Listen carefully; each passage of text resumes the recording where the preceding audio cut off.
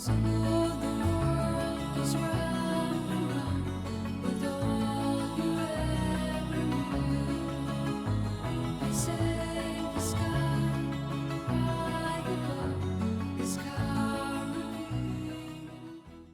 morning, welcome to day 12 of my Munro challenge. I'm doing route 16 today.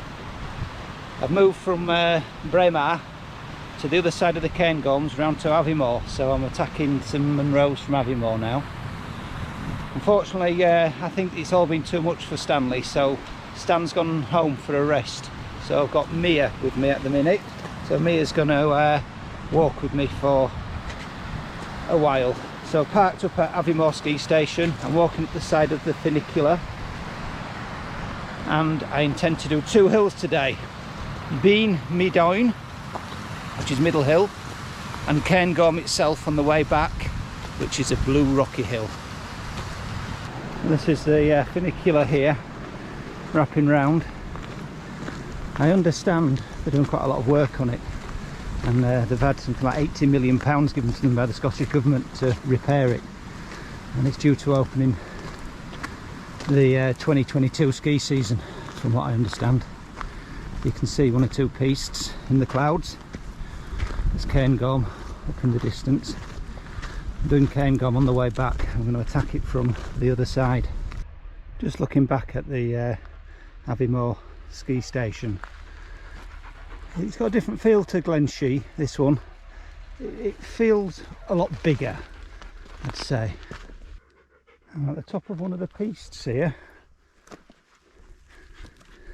amazing what pistes look like without snow on them.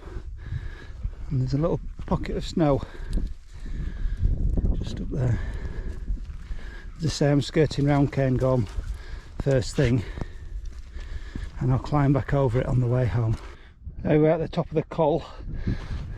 Cairn Gorm itself is up there in the cloud. As I say, I'm not doing Cairn Gorm from here, although it's only 100 metres of ascent from here. I'm going to do it on the way back. So there's Beinn Mheadhoin in the clouds over there.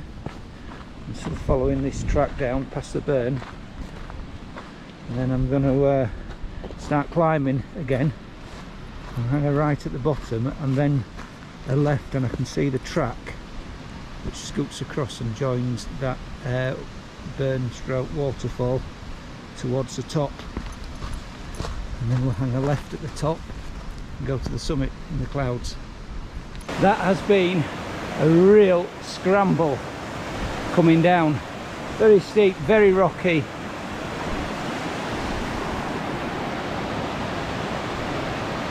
So we're heading over there. I'm going to get a better view of this lock in a minute when I get round the corner. That's quite a spectacular sight.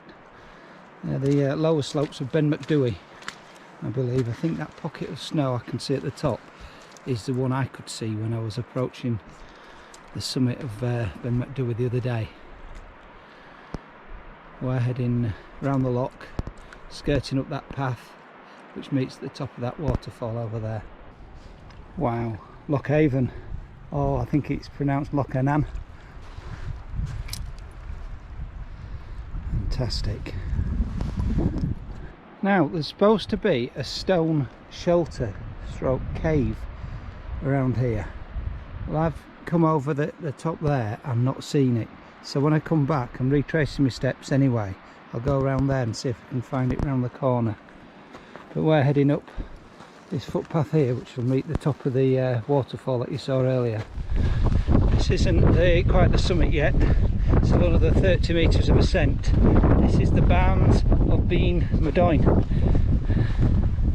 apparently. It's difficult to tell in the wind and the rain, but this is actually the top of Beinn Mheadhoin. But you pass a couple of structures not quite as big as this on the way up. You keep thinking, oh, is that the top? But no, this is it. Quite imposing. We're getting around the back of it and trying to climb up the back.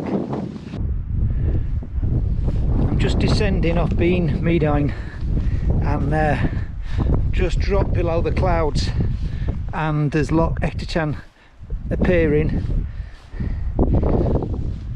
as you can see So we'll get down towards the loch, and then I'm going to hang a right and head back towards Loch Avon or Loch Anen.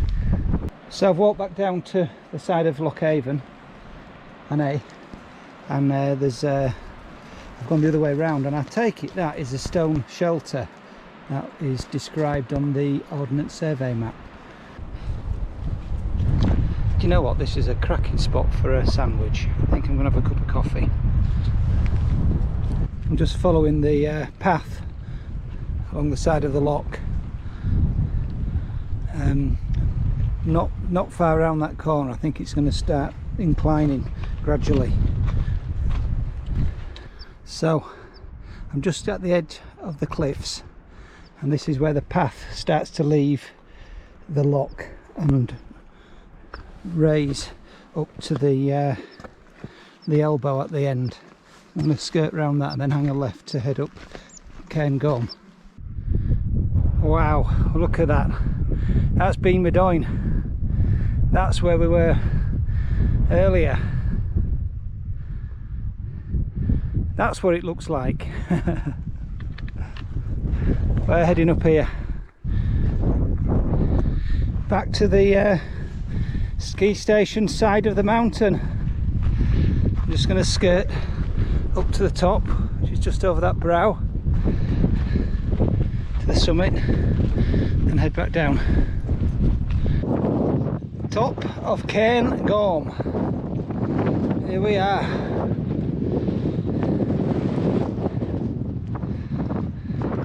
Radio mast. You can see where we were earlier today, just beyond. And that's Ben Macdui in the clouds.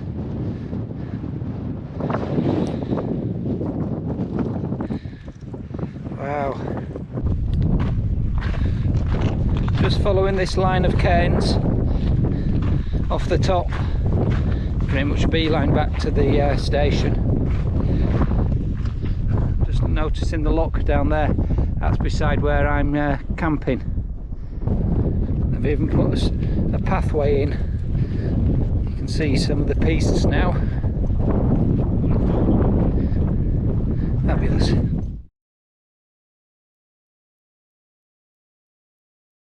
Hi, today is day 12 of my Munro challenge. I'm actually walking route number 16. Today, Saturday the 7th of August. I'd say generally the nav today has been quite good, although at times the path has been very rocky, stony, difficult, boggy. There's lots of rain last night, so there was a couple of river crossings where I got my feet wet. It's been very difficult underfoot, which doesn't lead for a fast pace. The scramble down the Corrie Rebert was extremely steep. It was a proper scramble down, and when you've got a husky on a lead, then it made it quite difficult. I have to say I enjoyed the climb, scramble up the summit of Beinn Mheadhoin. It was a proper climb. I wasn't expecting that. Quite interesting in cloud, not realising where you were, and I kept coming across these huge mounds, and eventually the summit mound, and then when the clouds cleared later, and I was going over Cairn Gorm on the other side, and I could see it all in all its glory. It was really good. I would say the nav was quite tricky actually for about the middle third. Once you'd left the loch and climbing up to Cairn Gorm, the path became indistinct 2 or 3 times, and just get your wits about you, and it's fine. Very tiring walk. I've come back feeling, gosh, that was tiring, and it's only 14.5 miles, but it took me 8.5 hours. But when I've looked at the Strava, there's 5,065 feet of climbing.